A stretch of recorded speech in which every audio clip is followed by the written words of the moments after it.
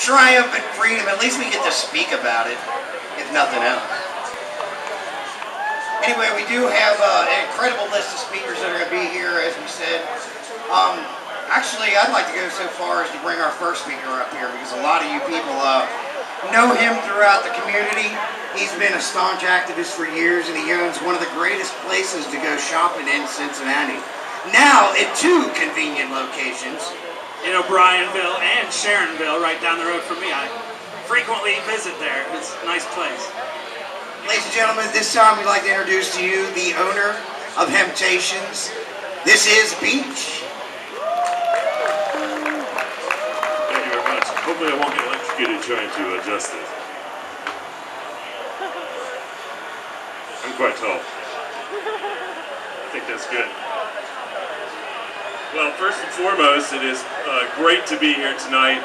I want to throw a special thank you out to the Ohio Rights Group.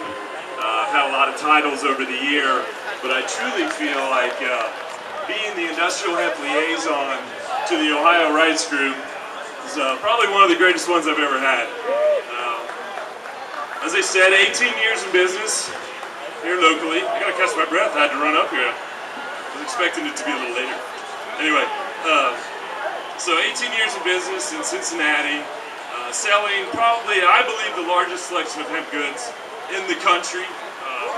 We have everything that you can, just about a little bit of everything that you can get as far as the industrial hemp products. We are also now manufacturing hemp goods in Cincinnati under the name Planet Everywhere. You can go to planeteverywhere.com and you can see some of the products that we are actually manufacturing here locally, trying to cause yet another gateway so when industrial hemp is legal in the United States, our farmers can have a place to take it and put it out there to the public as well. There are many different things that you can do with industrial hemp. It's probably one of the greatest renewable resources on our planet. It takes about 6 months to grow a crop at the longest period. And there's, I don't know, 25,000 different byproducts that you can make from industrial hemp. It's absolutely amazing. You name any industry, and you can probably utilize industrial hemp in that industry. The ranges, as you will hear, are quite amazing. Anything you can make out of wood, or you can make synthetically, you can make from industrial hemp. Anything you can make out of wood, or you can make synthetically, you can make out of industrial hemp. Anything. No more cutting down trees, no more drilling for oil. To me, I don't even understand where the world is, but so again, the range of products is amazing. And the first thing I want to talk about is probably the most important product that you can make from hemp, and that's the food product. This is a food product that could feed the world. It is second to the soybean in protein content. From my understanding, it's easier to digest than soy. It's more friendly to our gut. Sorry about that. It is also, I believe there's contains 10 essential fatty acids, including omega-6, omega-3. They say that the perfect ratio of 6 to 3 is 4 to 1, and hemp is 3.75 to 1. So the essential fatty acids they're finding out is stuff for memory, brain, you get it out of fish, but once again you can get it from the hemp protein that could be in any food, which we have a full line of hemp protein shakes. You can go into any grocery store right now and find a hemp product. And I believe probably in the next 5 years or so that you won't find a list of superfoods that doesn't have hemp on it. I've seen it on TV listed, USA Today, #1 seed you could have in your cabinet. Dr. Oz has a hemp seed diet. So again, the nutritional value alone is incredible. It's protein from a plant, not protein from red meat. So you're talking about it being much healthier for you in the long run when you're eating it. You can do so many things with it. as far as the food products go. So you can use it in a range of your diet and get everything that you really need out of this one plant. As far as the seed oil, that's where the food products come from, is the seed oil. And you can also use it for animal food. A lot of Europe and France, huge growers of industrial hemp. They use it mostly for bird seed and fish bait, but they like to grow it. We are the only industrialized country in the world that doesn't grow hemp right now, just so everybody understands that. Everywhere else in the world grows industrial hemp for industrial purposes. They've always known the difference between the two plants. A lot of you, one of the biggest questions we always get is, can I smoke the products? No, you can't smoke the products. There's no THC, or very little bit of THC in the industrial hemp. So you could take a whole field of industrial hemp flowers and smoke them, but it has no euphoric value. So, and all those countries that grow it for industrial purposes, they already know that. The kids don't run into the fields thinking they can get high. They just leave it alone because they know that it's grown for industrial purposes and it's not the plant that they really think that it is, even though they're related.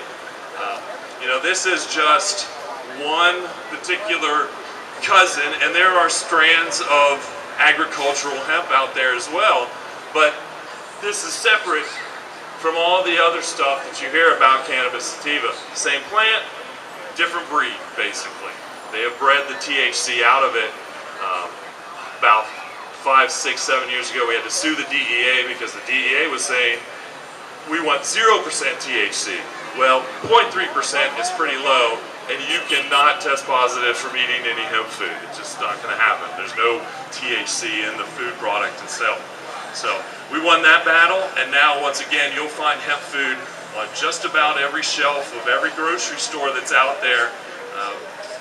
Frozen food aisle, tortilla chips, it's amazing. Again, the range of products, more and more every day. So, the food product alone, comparable to some of the other, is just what we should be doing it for. That's what Canada's growing right now. They've been growing for about 5 years, and they are now probably, out of the hemp that they grow, about 80% of that is for the seed oil, which is a lot, again, for the food products.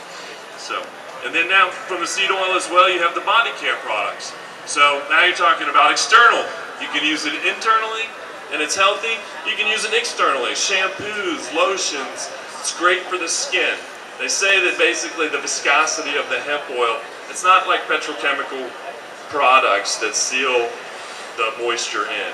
It actually absorbs into the skin, and our skin likes to have it, and it helps build and regenerate those cells to make our skin good, feel nice on the outside. So again, the external products, the shampoos, they don't need all the chemicals in them. They're friendly for the earth.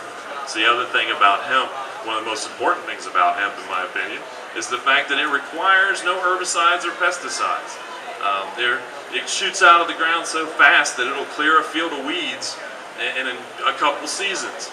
So there are very little pests. Most of the pests that industrial hemp have don't affect the end result of the product. And again, these are all things that we're kind of working out. The Canadians are really working out. The Chinese have been growing hemp for 7,000 years or so, so they've pretty much got it all figured out. And that's where I have to import all the fiber from right now. Instead of our farmers growing it, having it processed here, I have to get all the things that I manufacture from China. That's where most of the hemp fiber comes from right now. Not that I'm not against buying things all over the world, but there's no reason why our farmers shouldn't be here growing it, having it processed, and it won't have to travel, and we can save the world, that way, which I think would be great. Just one more way that hemp can save the world, by the way. And then you have the hemp oil. The hemp oil itself, you can use for paints, varnishes. You can burn it in a lamp. It has a very low burn point. One of the famous facts is they say Abraham Lincoln used to read at night in his cabin with a hemp-filled oil lamp. So again, you can use that. We have hemp stains in the store. We Every once in a while, stain something with the hemp stain. It's water-based. It's much safer environmentally for the for doing whatever you would be doing it on the wood products. So that's the hemp oil. And then from that, also with the oil part of it is the fuel. So any diesel engine you can run on hemp fuel. Any one of these vehicles over here, you'll see that these vehicles, which are ethanol, can run on ethanol, could run on hemp. The original diesel engines, Adolf Diesel originally invented the diesel engine to run on vegetable and seed oil. The petrochemical companies had nothing to do with it until they figured out that you could run a diesel engine on oil, and so they basically took over the market. But the original diesel engines Adolf Diesel originally made were meant to run on vegetable or a seed oil. Apparently, from my understanding, there's a diesel engine out there right now that you can pour hemp oil right into and run. So, again, the fuel part of it, the oil part of it, I don't know about you, and I don't know if they know, but what is going to happen when we go ahead and suck all the oil out of our planet? I don't know. I'm kind of scared about it because I feel like our planet kind of likes having all that oil. And we can stop drilling for all that oil right now, and if the North American got ahead of the game with the hemp fuel stuff, we would no longer be dependent on petrochemicals. Again, just another unbelievable reason why we should be involved in the growing of this product. The popularity has grown immensely. In the last 10 years ago, we were importing almost all fiber.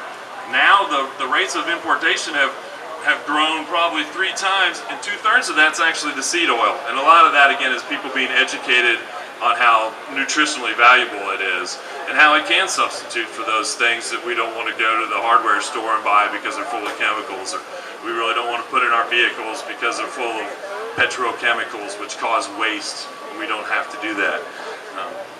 So in cars, speaking of cars that run on fuel, right now there's a company in Canada that's actually making the exterior of a car out of hemp.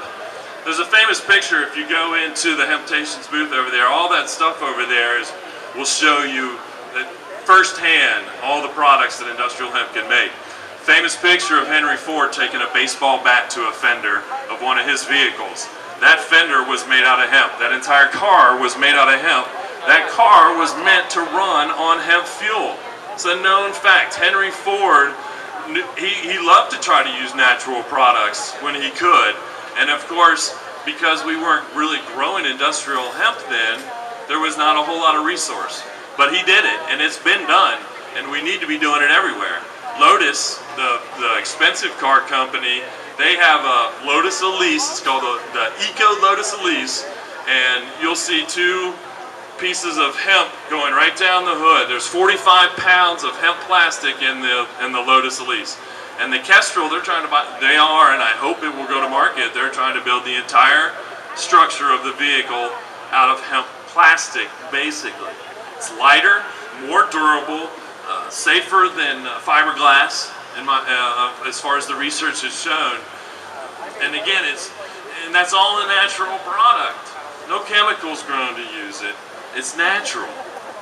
That car would biodegrade. You could, if you wanted to put it out into the field, eventually the car itself would break down because all hemp plastics are biodegradable, which brings me to the hemp plastic market.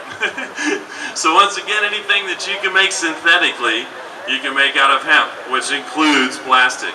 When you make something synthetically out of a petrochemical, you have waste, and it's unnatural waste. When you make something out of industrial hemp, the waste itself is a natural waste and will break down. And the hemp plastics, we have a hemp display on the hemp plastics. Again, it's biodegradable. So your hemp plastic, whatever, breaks or something, you could literally throw it in the backyard, cover it up, walk away, and it'll break down naturally and go back to the planet the way things should. They shouldn't go to a landfill and sit there for 500 to 1,000 years. That's just ridiculous. When you can take them to the landfill, at least they break down in 5 years or a year, which makes more sense to me. So we're getting close. I'm going to start wrapping it up. Thanks again for coming out. I didn't get to the paper, but everybody knows 4.1 acres of industrial hemp is equal to, 1 acre of industrial hemp is equal to 4.1 acres of trees for paper. Again, that's every 6 months as opposed to every 10 years or so. Fiber itself is 4 to 6 times stronger than cotton. Cotton requires at least, at a minimum, 30% of the chemicals grown for one singular agricultural crop. That's cotton. If we stopped growing cotton, we would eliminate 30% of the toxins that go into the water and the ground.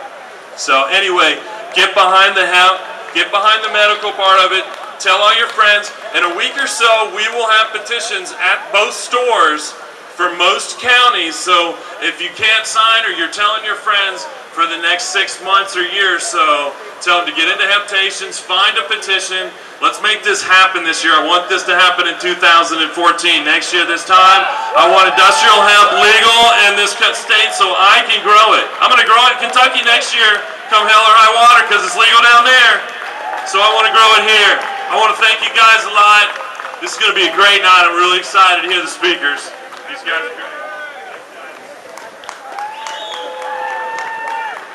Ladies and gentlemen, get those hands going again for Beach. A lot of important information to share with you. And he's more than happy to do it. Stop by either location, O'Briensville, Sharonville, or you can visit him online at hemptations.com. You know, crazy thing, it just occurred to me up here, ladies and gentlemen, I've been doing this for so many years, I now have to wear glasses while I read my announcements. Terrible thing. Anyway, one of the reasons we're doing this event is for Ohio Rights Group. They can be found at ohiorightsgroup.org. And if you are an Ohio registered voter, sign the Ohio Cannabis Rights Amendment petition to place on Ohio's November 2014 ballots. If you are not registered, you can stop over at any of the tables that are around. And that was a nice segue to tell me who the tables are that are over there. You can visit a variety of people along the line here. You know, all the way down there, we've got Hemptations, Beach, that was just speaking to you. We also have the Hemp Rock shop that's just right here with the Happy Hemptress selling you some fancy little shirts and everything else over there. Great artwork over there, as a matter of fact. Good artist that does those things. We also, let's see, we have the Cannasense campaign. I don't know if they're here yet. I haven't seen them yet. Ohio and Miami Valley Normal are here. All right, there we go. Mr. Rob Ryan, he's there, and he'll be speaking later. It's not only is he looking pretty in the crowd, he'll be looking pretty on the stage. And we also have Law Enforcement Against Prohibition and Libertarian candidates, as well as 2nd Congressional District candidate Russ Hurley will be up here to speak in a little while. So we have a lot of interesting people, a lot of things to do over there. Check out, talk to some people, and listen to some fine speakers up here. But in the meantime, we're going to hear some more music from the wonderfully talented